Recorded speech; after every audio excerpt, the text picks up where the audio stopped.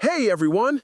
In this video, I'm showing you how to quickly connect your SupaBase database to an N8N workflow. So let's go!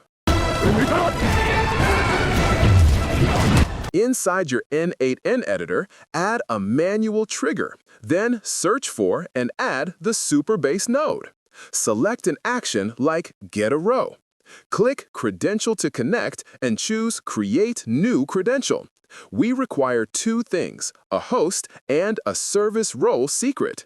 Open a new tab and go to SupaBase.com.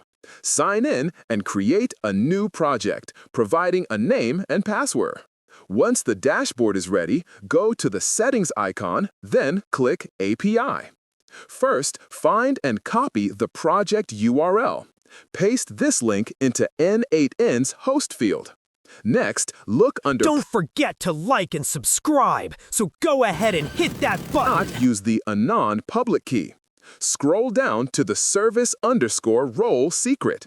Click Reveal and copy this key. Return to N8N. Paste it into the service role secret field and hit Save. You should see Connection tested successfully. You are now ready to automate your database. Thanks for watching. Don't forget to like this video and subscribe for more tips.